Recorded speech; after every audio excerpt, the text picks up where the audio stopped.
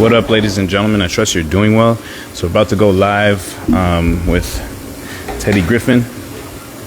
Actually, I want to show y'all this tea I just made. It's a custom tea. Oh, yeah. That is beauty. I should have set of push ups. I needed a drink, so drink it is.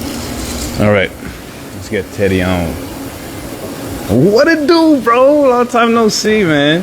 I miss you, Leon. A lot, bro. Where's Teddy Greffin at? Teddy. Oh, whoa. Teddy Greffin? What? Why isn't it working?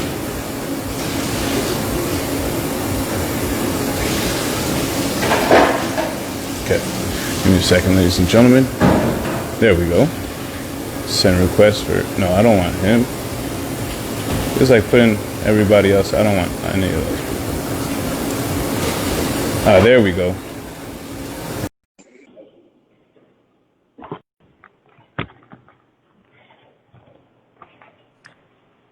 Yo, What's up, man? what's up, man? Everything's great, bro. Living life, man. How you doing? I'm doing great, man. Still living life. Awesome, bro. Awesome. So, before we start the show off, ladies and gentlemen, welcome to Gold Nuggets. I started this show because I wanted to, for others to see why I am who I am, who I surround myself around, who I've surrounded myself around through my journey.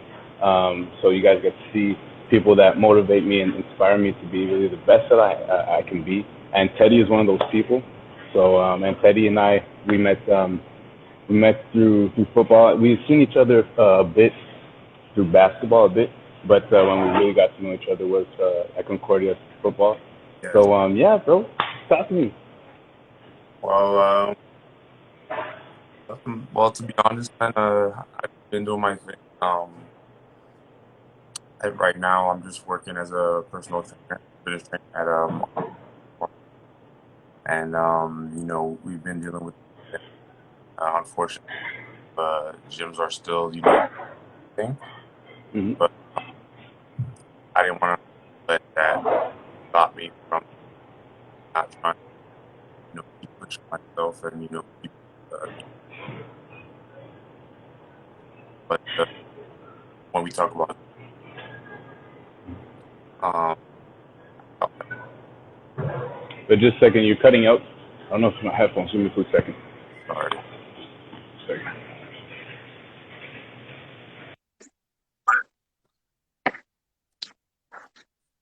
maybe it's me.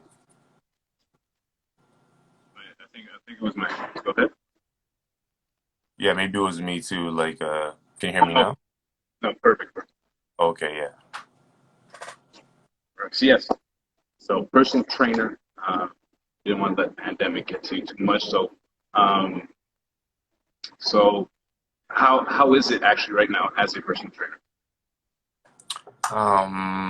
As a personal trainer right now, it's actually pretty tough, just because we have to really abide by government laws and stuff like that. So a lot of private training is not allowed, but we've moved a lot of it online, which is a different type of dynamic, a different type of learning. But nonetheless, it presented itself with an opportunity to learn.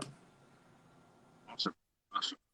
So, let's go from the beginning. Talk to us, like from before we knew each other. Like, talk to us from a bit of your journey from when you were, let's say, high school till now. So, which schools you went to? What were some of your aspirations going to school for sports and school? Like, Oof. So high school. All right. So basically, I did my Sec 4, Sec 5 here. I got here when I was about 16, and I used to live in the U.S. I'm from New Jersey. holy crap! Okay. Yeah.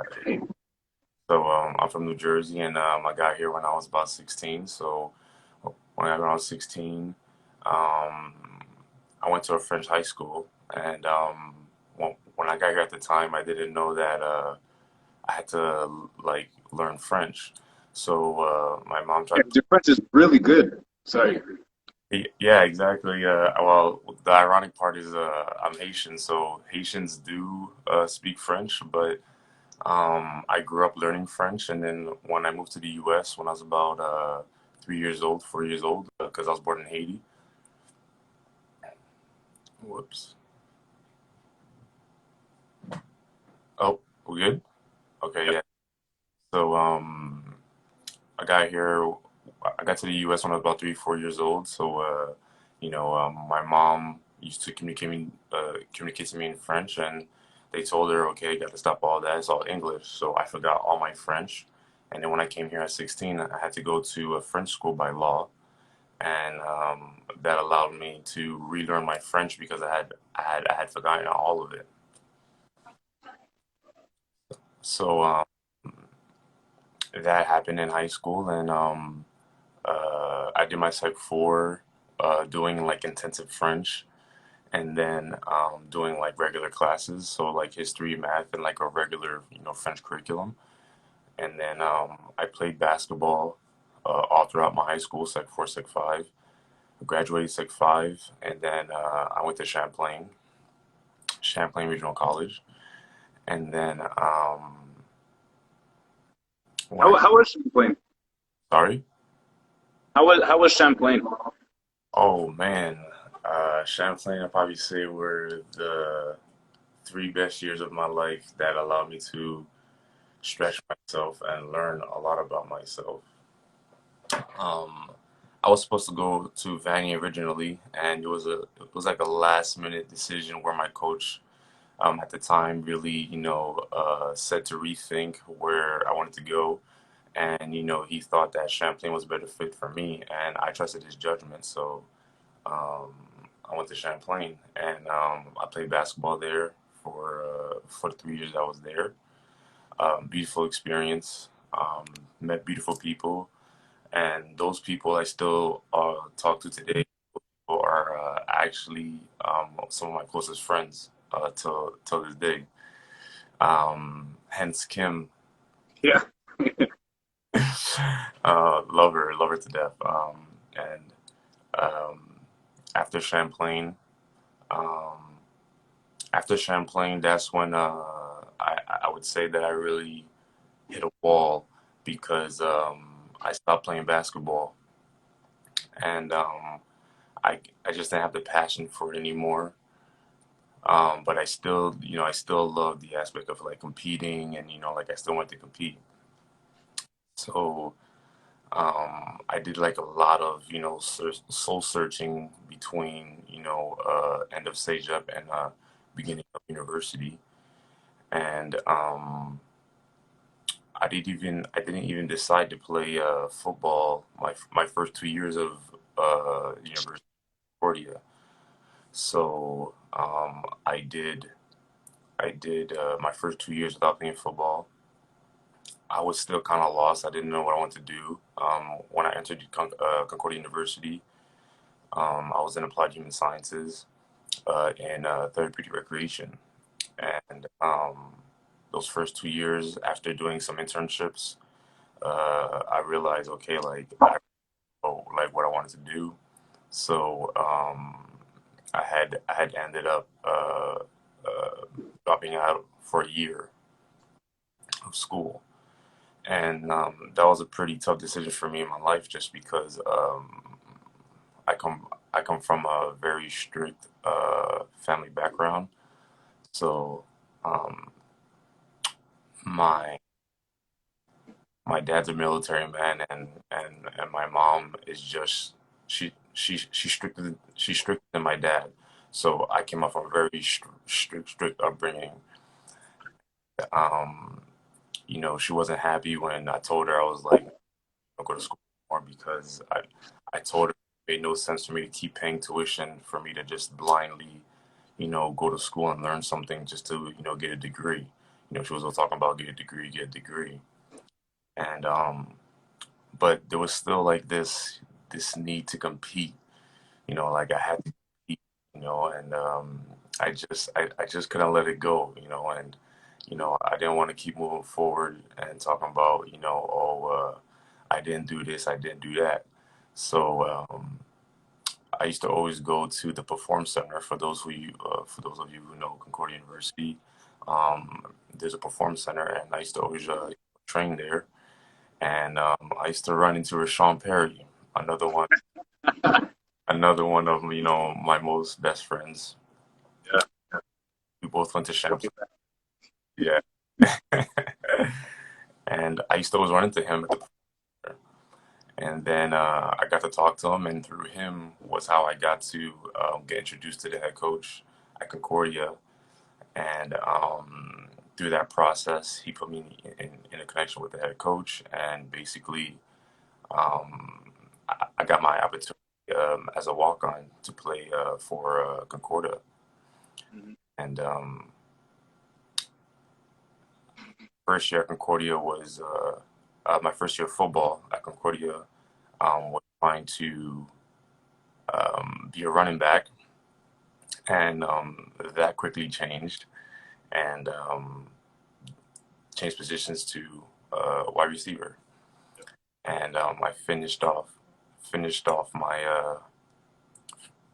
my competitive career at Concordia, and then that's when my journey with RTP began as a fitness trainer.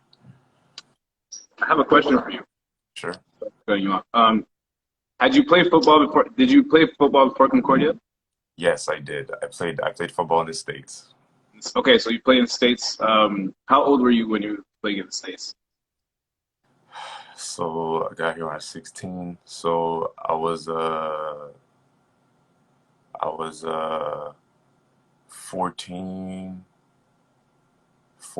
15 when I started playing football. You remember how the football was when you were playing there?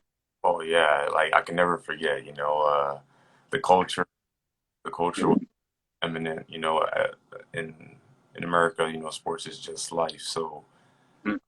I grew up always playing sports, even during the summertime. Um, I was always active, and my main sport was basketball. I started off playing soccer, and then I love soccer. That's my first love. But I quickly changed to basketball, and then all throughout elementary, middle school was basketball, and then it was only when I got into high school they were like, okay, well, you're an athlete. You're not just a basketball player. So so they put me in football program once I got to high school as a freshman, and all throughout elementary, middle school, I did basketball, track, and then that's when high school it was football season, and then after football season it was basketball season, and then after basketball season it was track season, and then after track season it was basketball again for travel teams in the summertime, and then Really active, bro. it just repeated the process beginning of the year again. So when you're doing all these sports, right, throughout your life, Right. um, do you believe that it has an impact in the way? So you decided to become a personal trainer after the sports were done. Do you believe that being surrounded or it's just being in sports most of your life and having parents like you have had a huge impact on the way you train people? Oh man, that's a good question, and the answer is definitely yes. And reason being is just the just the rigidity of my upbringing allowed me to be discipline myself. So, because my dad was a military man, there's a lot of things that he and my mom made me do. Now that looking back at it, I didn't realize it had impacts like so heavy on me, but it did. And so like going to church every Sunday, I can remember, my dad always had me shine my shoes. Um, I Wow. couldn't put my clothes on with one wrinkle in it. Everything had to be ironed out, and I had to make my bed every morning. That was just like a no-no if it wasn't made. But little that I know were those little things forging me as I grew up. That is amazing. And one of the best things for all the viewers, all the listeners that are tuning in, that have tuned in right now, a great way, or the best way to start your day off is making your bed. Yeah. Why? Because it's a win. You wake up, the first thing you do is make your bed, and you know that your bed is made. You start your day off with a win, and so your brain registers that, wow, I just started with a win. And as you go through your day, your brain is going to look for all the wins that you have, right? Whereas, and actually, when you get home at night and you're going to your bed, you're like, wow, my bed is made. Whereas if you don't make your bed, it's not really a loss, but it's not a win. So you're kind of vague. You're in a space where you don't know what's happening, and that's where your brain's going to focus on throughout the day. What's kind of going on, right? You're not focusing on the wins. But that, like, those little details that you just spoke about, like wearing clothes with no wrinkles. Well, I'm glad I don't have any wrinkles right now. Making your bed, shining your shoes, like those are things that we need to teach our children and the next generation, because those are the little details that can build actually not just individuals, but society to be like you, pretty much, like awesome people. And like the more we work on ourselves, the better society is going to be.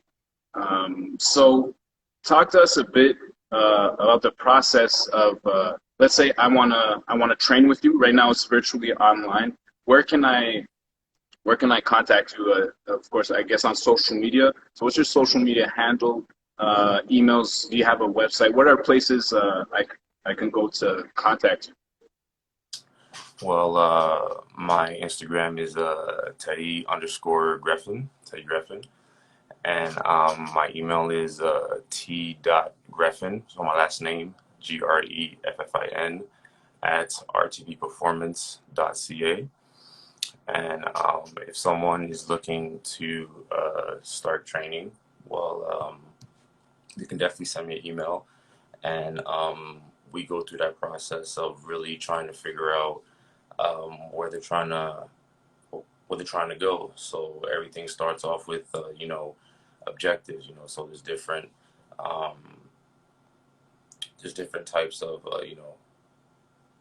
if I tell you, if you come to me and tell me, okay, Ted, just give me something. I just want to lose weight, for example. That's gonna be very hard for me to work with you, because I'm giving you the destination, and if I give you the destination, that's like you telling me, you know, um, um, I want to go travel, just buy me a ticket. All right, cool. I give you a ticket to Tibet, and you're like, but I don't want to go to Tibet. It's cold out there.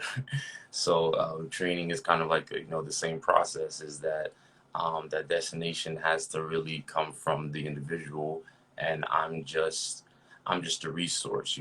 I'm just there to really help you through that journey of self-development and self-growth, because at the end of the day, that's what it is. Obviously, it's the training, it's the habit of, trying to, get better. Yeah. But, we want those habits to stick long term. And if we don't have an ultimate objective of, I'm here now, this is where I want to be, then Yep. the journey in the middle is going to be very unguided, let's say. Wow, that's awesome.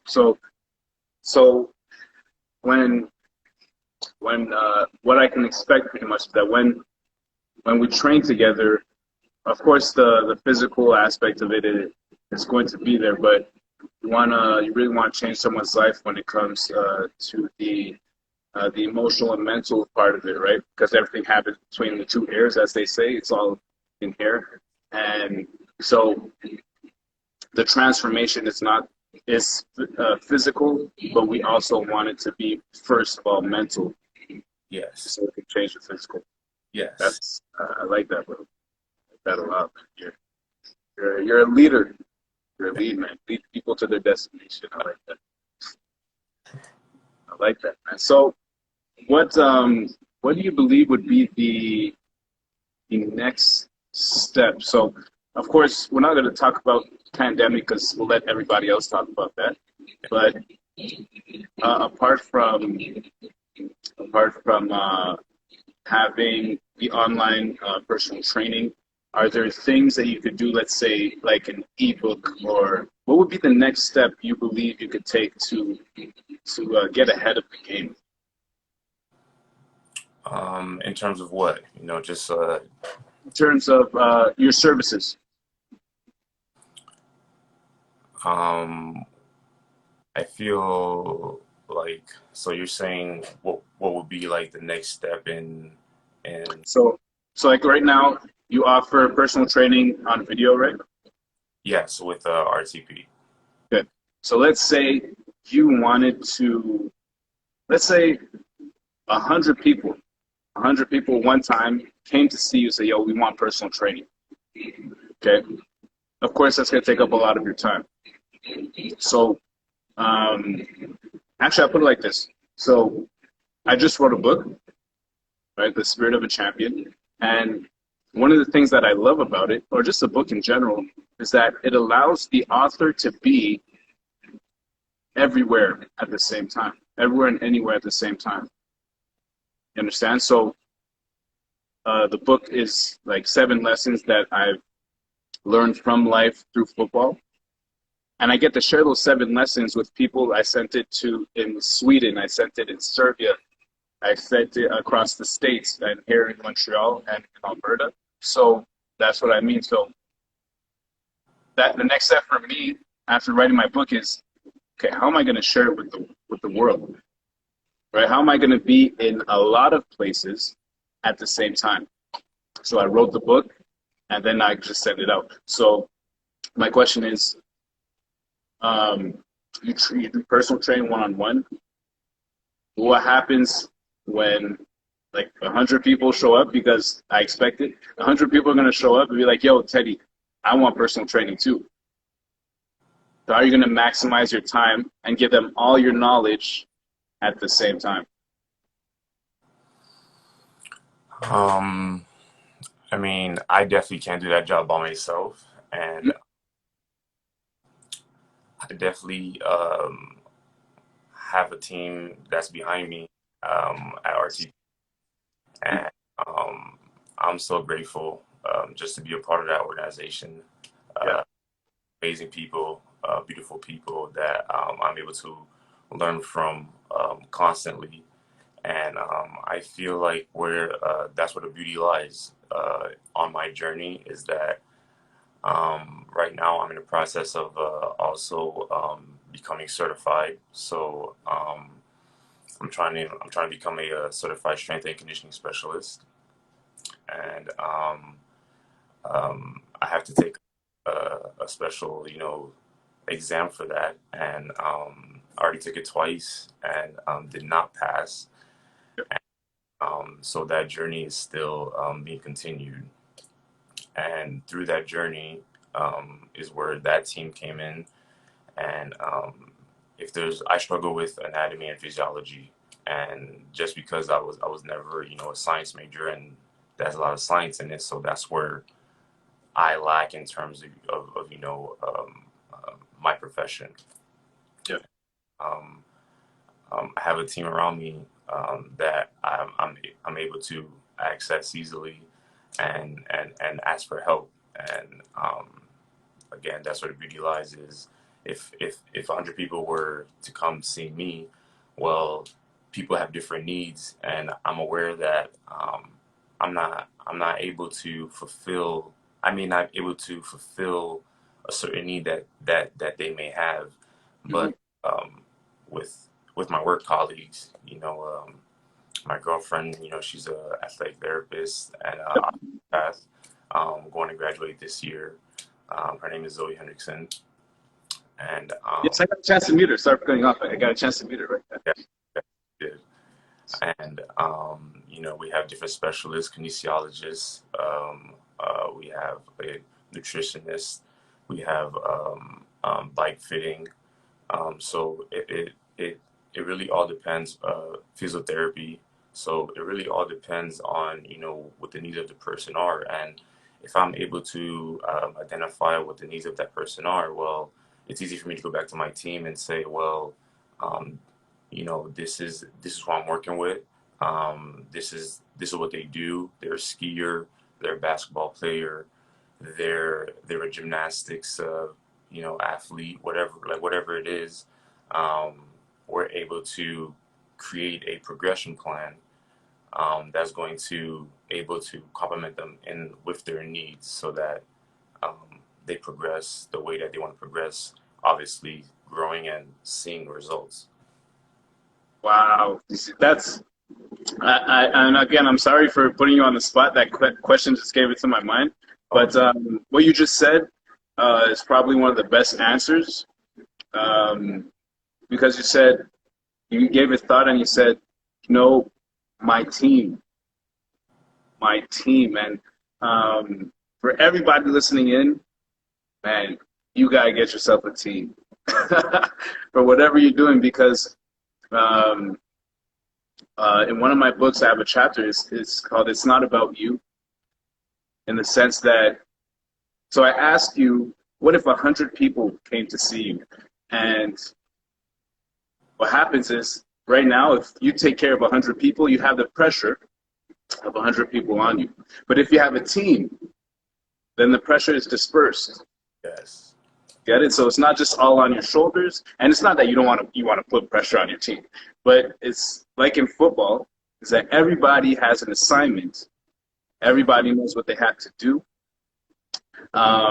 So if someone fails, the pressure is dispersed. So it's okay because a little bit of pressure is applied over 48 guys, not just one person, right?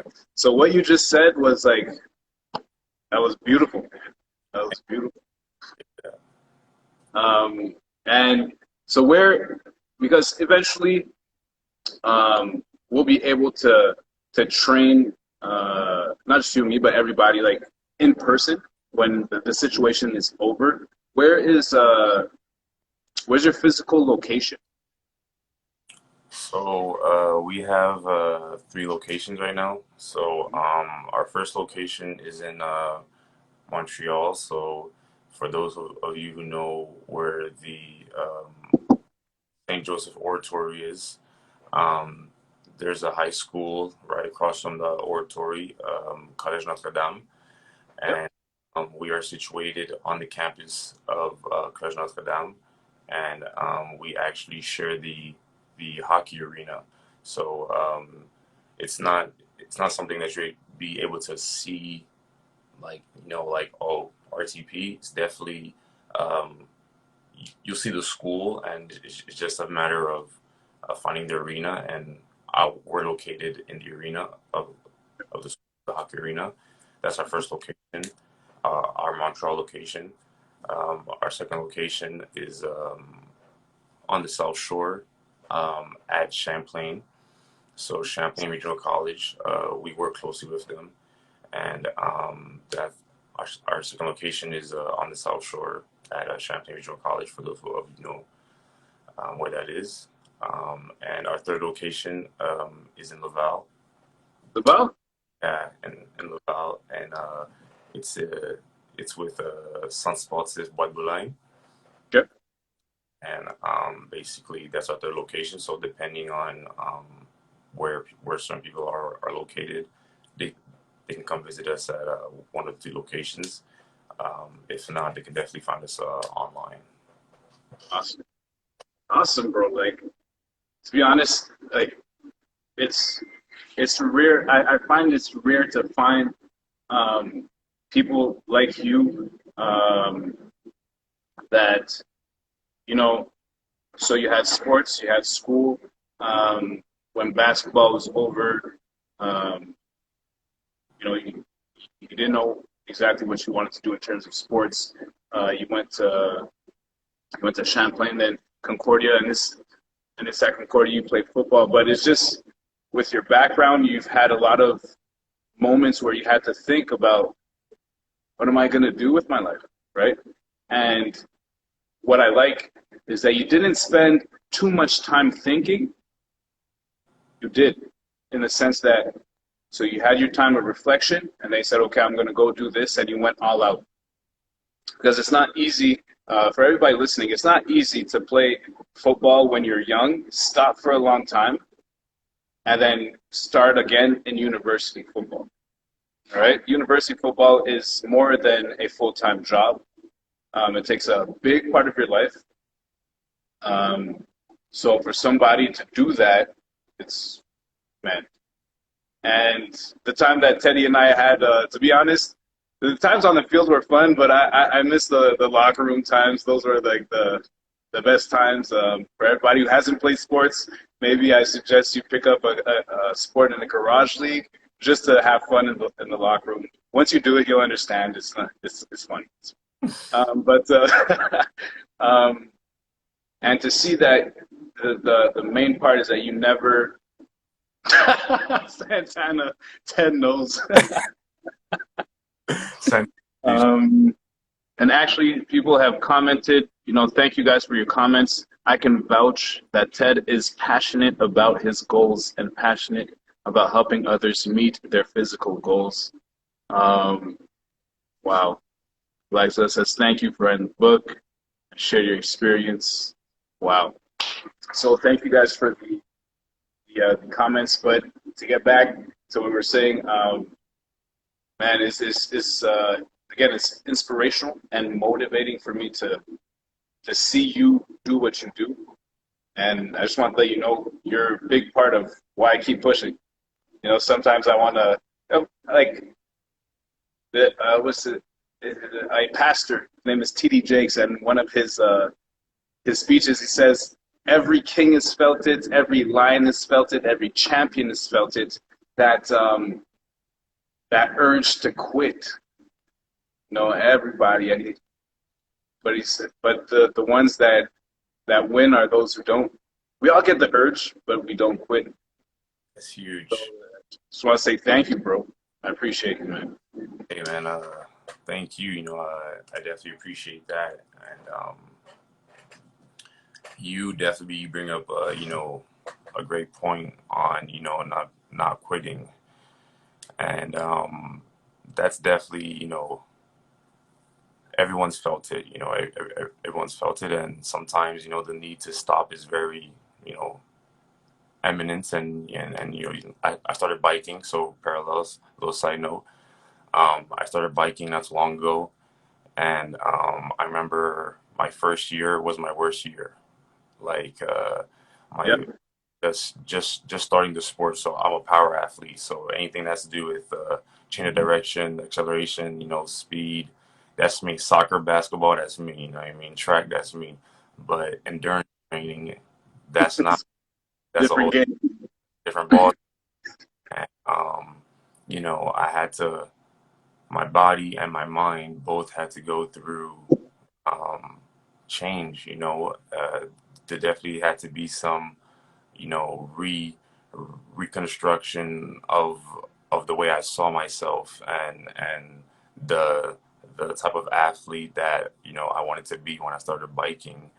Not saying that oh, I'm gonna stop doing the other things. It was just an addition to my training regimen, and my first year was my hardest year because I wanted to quit. It was so hard on my body that I wanted to quit. Wow, but you didn't, so that's the most important part.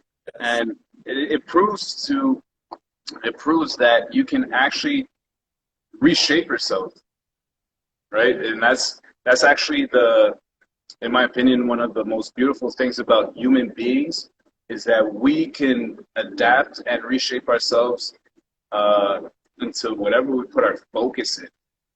That if we really, really want it deep inside our heart, and it becomes our why, right? Our most prominent why.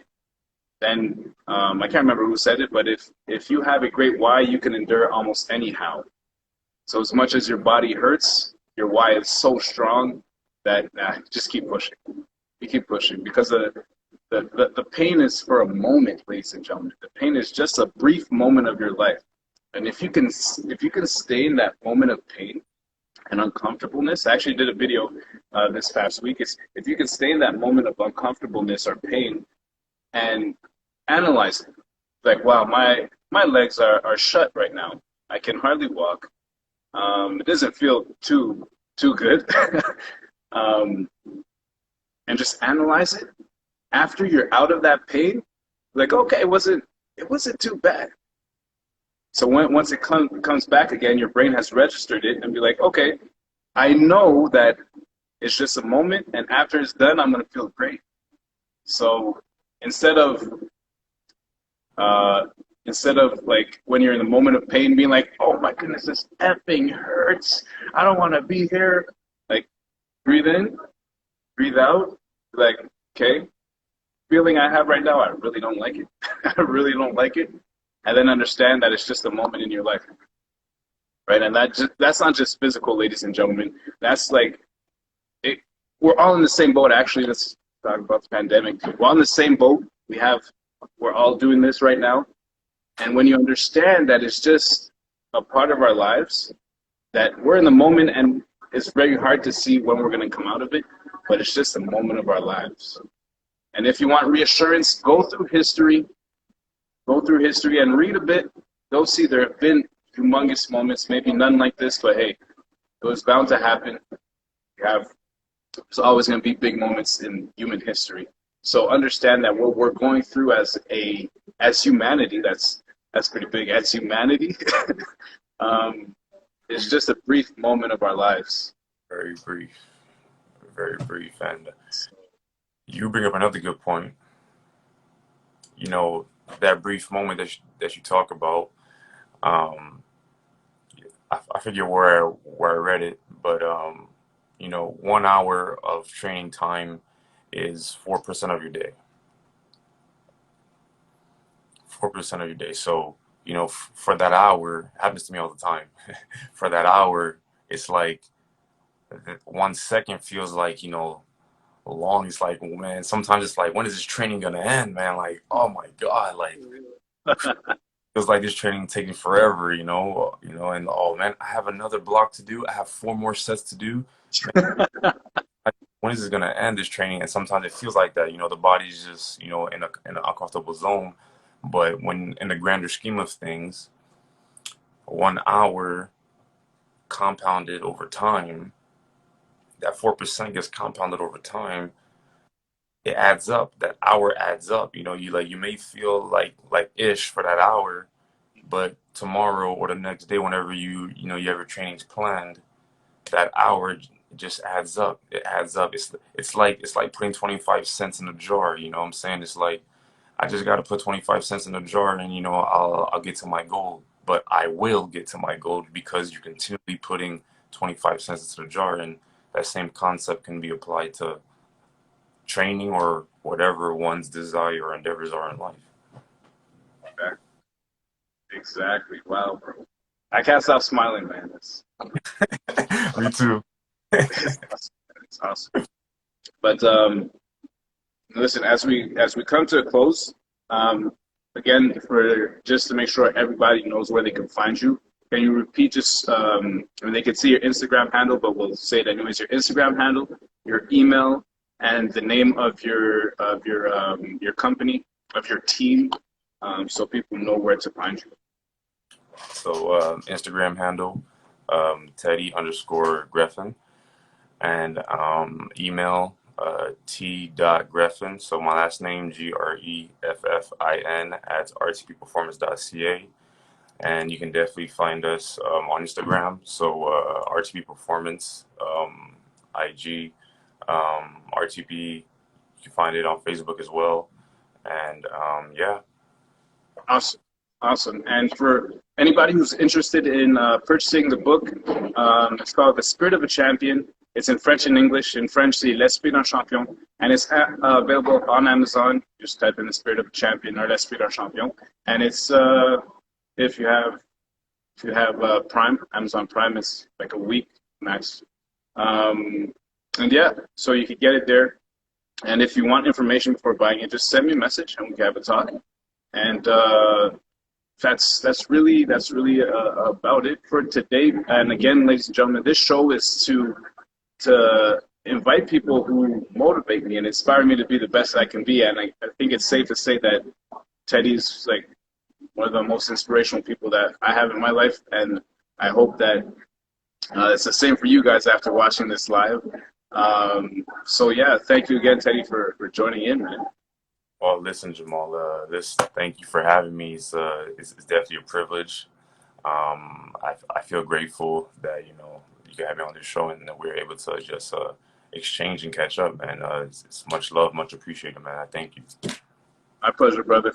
So it was your boy Avatarfit with Teddy Greffin on Golden Nuggets. And on that note, ladies and gentlemen, have a blessed Sunday and a great start to your week.